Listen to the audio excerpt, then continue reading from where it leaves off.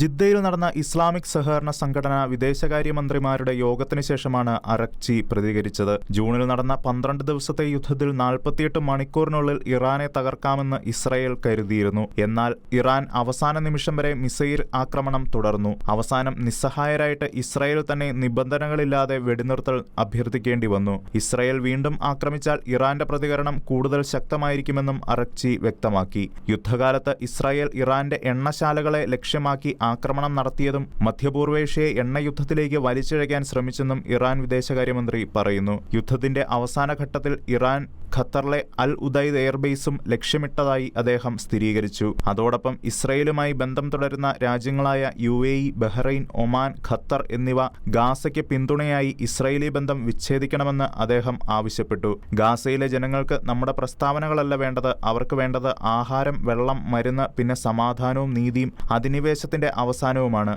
Iran US-ഉമായി ആണവ ചർച്ചകൾ പുനരാരംഭിക്കാൻ സന്നദ്ധമാണെങ്കിലും അവസാനം ആവർത്തിക്കില്ലെന്ന ഉറപ്പുകൾ വേണമെന്നും അബ്ബാസ് അറക്ചി ആവർത്തിച്ചാവശ്യപ്പെട്ടു. ഹിസ്ബുള്ളായുടെ ആയുധ നിരായുധീകരണ പദ്ധതികൾ 100% ഇസ്രായേലിന്റേതാണെന്നും ലെബനനിലോ സിറിയയിലോ ഇറാൻ ഇടപെടുന്നില്ലെന്നും അദ്ദേഹം വ്യക്തമാക്കി. സിറിയയെ വിഭജിക്കാൻ നടത്തുന്ന ശ്രമങ്ങൾ, ഇസ്രായേൽ വ്യോമാക്രമണങ്ങൾ അദ്ദേഹം അപലപിച്ചു.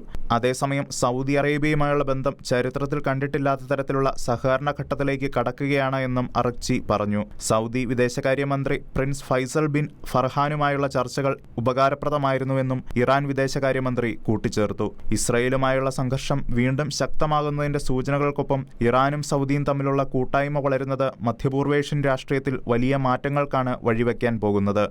International desk, Shekinah news.